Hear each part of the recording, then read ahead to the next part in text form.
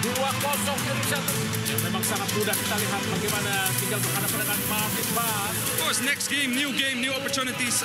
We know our qualities in the team. It was an off day today, and we're going to show the next game what we were. Solino, what kind of a touch? Romani!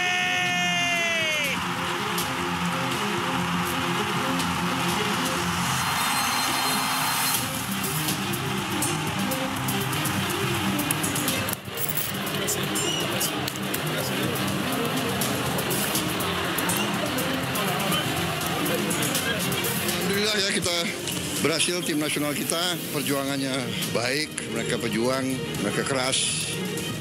Saya ucapkan terima kasih PSSI, ya maju terus. Kalau ini tadi kita kalah, kita sudah out, tapi ini berarti kita masih ada kesempatan kita maju terus.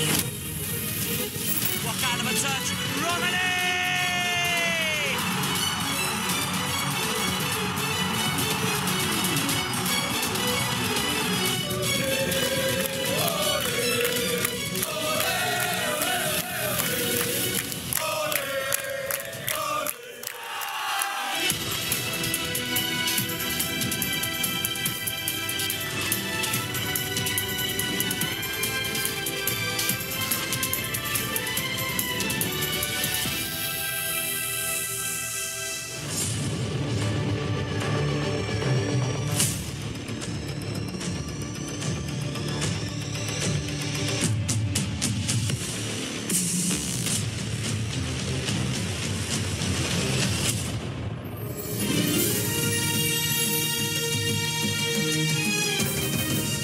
Disiarkan langsung dari studio MNC Conference Hall Ainus Tower, Jakarta.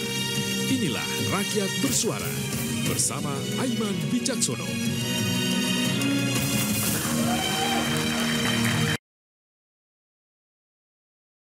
Setelah sempat digilas 1-5 dari Australia, Timnas Garuda kembali bangkit. Indonesia Raya mengemadi Gelora Bung Karno, Jakarta penuh bangga. Setelah gol oleh Romney, mengunci kemenangan dari Bahrain 1-0. Harapan menuju Piala Dunia kian terbuka dan optimis. Laga melawan China menjadi penentu tiket menuju Piala Dunia. Apa yang harus dilakukan sang legenda Barcelona, Patrick Kluivert, yang kini mengasuh Garuda? Saya Aiman Wicaksono, inilah Rakyat Bersuara.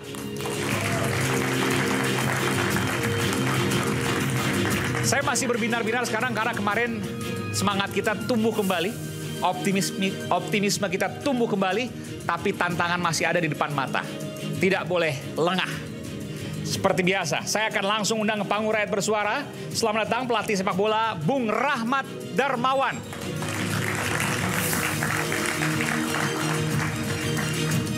Nanti pertanyaan pertama ke Anda, Bung. Silakan. Kemudian Bung Tommy Welly, pengamat sepak bola. Oh, sebelah sana, sorry. Silakan. Kemudian Bung Errol Iba, ex pemain Timnas PSSI. Bung Errol, selamat malam. Rico Ceper, pecinta sepak bola. Bung Riko, silahkan. Dan bersama para mahasiswa, kita sambut Bung Anton Sanjoyo. Oke. Baik, silakan. Pak Rahmat, emang kalau pelatih beda, nggak mau duduk, maunya berdiri terus. Anda pelatih Timnas juga, pengalaman luar biasa. Saya ingin tanya, apa yang bisa membuat optimisme rakyat Indonesia bahwa kita akan menuju 2026 Piala Dunia?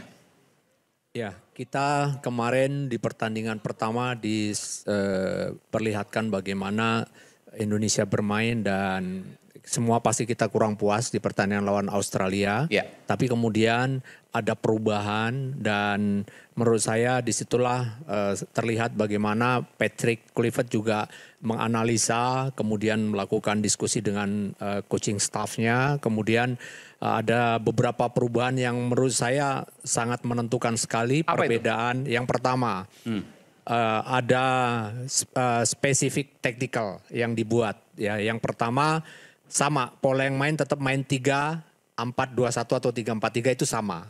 ya pertandingan lawan Australia dengan Bahrain. Kemudian yang spesifik taktikal, kalau di pertandingan pertama kita punya central defendernya J.I. Jess, itu justru diminta untuk ketika attacking dia harus maju ke depan, masuk ke ruang midfield. Diubah berarti strategi ini ya? Tapi kemarin lawan Bahrain, ya justru JJ tidak boleh pergi, dia stay di sana. Kemudian yang berimprovisasi adalah dua central defender di kiri dan kanan, Rizky Ridho. Dan kemudian yang sebelahnya Hapner. Ya, jadi dua pemain itu yang diberikan improvisasi untuk dia pergi memberikan passing kepada pemain yang ada di depannya maupun dia direct pass ke dua winger kita. Kemudian yang kedua adalah perubahan mengembalikan posisi Kelvin Verdong yang sebelumnya dia main di central defender sebelah kiri, kali ini dimainkan di wingback kiri. Tujuannya untuk menambah serangan yang selama kita lihat lawan Australia hampir tidak terlihat. Ya, support dari second line terutama dari sisi kiri. Kemarin Verdong hadir dengan ini detail sekali loh, luar biasa. Pelatih beda banyak sekali dia membuat beberapa momen.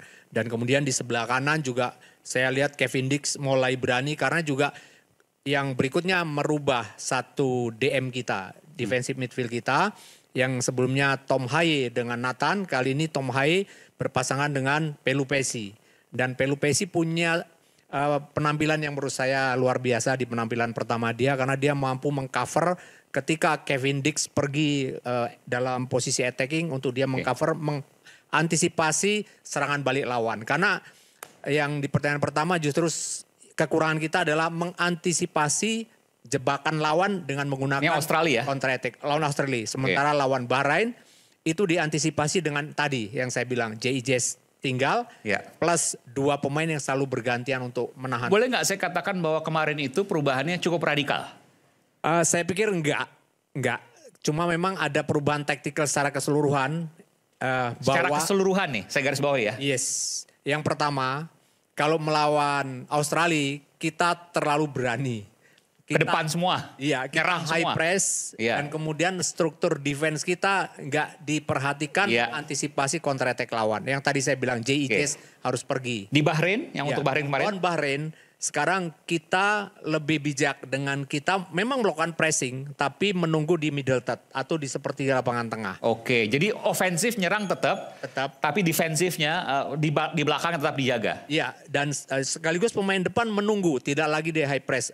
Dia turun hilang bola, dia drop back sampai middle third. Di sepertiga tengah kita bikin jebakan, kita bikin pressing, kemudian counter dan itu gol yang terjadi. Artinya begini, ini kita bicara ke depan nih. Iya. Untuk melawan Cina hanya perlu strategi. Kalau dari materi pemain, no doubt, nggak ada yang diragukan. Ya, saya rasa ada beberapa pertimbangan ya, ada beberapa pertimbangan yang perlu juga menjadi evaluasi ya, karena pasti itu pasti. Terutama tapi kemarin, kalau kita bicara simpelnya, sederhananya, pemateri pemain nggak perlu diragukan. Artinya ya oke lah udah luar biasa, tinggal strateginya yang tepat. Ya, saya rasa maka kita menang dengan Cina. Ya, saya yakin kita menang dengan China. Oke, kita tepuk tangan dulu. Saya yakin. Ya. Yakin kita bisa menang. Kalau menang dengan Cina artinya pasti Piala Dunia dong? Belum, masih ada babak playoff. Jadi lawan Jepang China kita nggak itu hitung lah ya, Jepang terlalu berat mungkin. Belum tentu juga. Luar biasa. Belum tentu sama juga. Jepang bisa menang kita. Loh, kenapa tidak? Kan sepak bola apapun bisa terjadi ya. Jadi kita selalu yang paling penting adalah berusaha untuk membuat organisasi permainan untuk menang dulu. Saya pancing sebenarnya. Kalau Jepang udah lupain, tapi enggak juga. Luar biasa. Saya ke Bung Errol loh. Setuju apa yang disampaikan tadi Bung Rahmat? Kalau saya pribadi saya sangat setuju. Sangat setuju, oke. Padahal berseberangan loh nih, tapi setuju. Apa yang disampaikan Coach Rahmat, yang saya lihat pertandingan kemarin tuh ada yang hilang. Ada yang hilang. Di Australia itu semangat bertanding, hilang akhirnya muncul kembali ketika lawan Bahrain. Semangat bertanding hilang setelah kalah kan waktu Australia. Ya, tapi waktu sebelum kalah kan tidak. Ya, betul. Ada yang hilang nggak itu? Sebelum bertanding lawan Australia, tapi ketika kalah lawan Australia saya lihat ada semangat fighting spirit untuk berkelahi itu hilang. Nah tapi begini, saya mau tanya, Anda kan pemain. Kalah menang itu pasti Anda udah ngalamin sering kali. Ketika ini penentuan ekspektasi publik begitu besar, kalah dengan Australia cukup jauh jaraknya, itu mental down banget dong waktu itu. Pasti. Pasti. Pasti. Tapi bisa membalikkan keadaan dengan Bahrain itu bukan hal yang mudah. Yes, itu luar Anda bisa biasa. ceritakan nggak soal mental soal ini? Yang pertama, Gimana apa yang terjadi sepergolakan batin bagi pemain yang mengalami hal seperti itu? karena kalau saya pemain, kalah lawan Bahrain nggak ada lagi cerita. Kita mau playoff. Itu pasti. Lupakan. Ya, lupakan. Jadi ini pasti motivasi untuk kita bisa jaga asa, peluang kita untuk lolos ke fase berikut.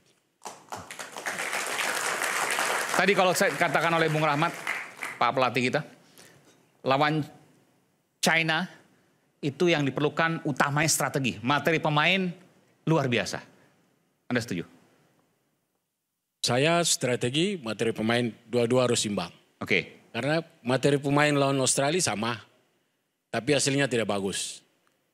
Maksudnya materi pemain dengan Australia sama? Kan levelnya sama-sama, yang main lawan Bahrain sama juga pemainnya. Tapi kan ada yang hilang, semangatnya itu yang hilang. Jadi tidak ada masalah, materi sama itu harus imbang, jadi Bang, biar sama-sama jalan. yang penting mental. Yes, Itu yang utama. ya. Mental pemenang. Mental itu harus kuat. Walaupun saya misalnya lawan Jepang, saya tahu jauh berbeda kelasnya. Tapi kita harus fight. Fight dulu. Jangankan Cina, dengan Jepang pun bisa lewat Jepang dengan Indonesia. Bisa, Luar biasa. insya Allah. Jepang bisa lewat? Bisa. Poinnya jauh banget loh. Nanti pemain cadangan yang main bang. Maksudnya? Kan udah lolos Jepang nih, siapa tahu. Oke, Tapi bisa, tetap Jepang akan optimis. ngirim pemain cadangan. Bisa, Disitulah Insya Allah. celah kita untuk menang. Nah, insya Allah. Tapi Oke. mau lawan inti, karena kalau menang lawan Jepang, otomatis kita lolos ya. Kalau menang lawan ambil poin 3 berturut-turut, insya Allah bisa lolos otomatis. Cina menang, Jepang menang, lolos pasti. Insya Allah. Luar biasa. Oke. Ada pertanyaan begini.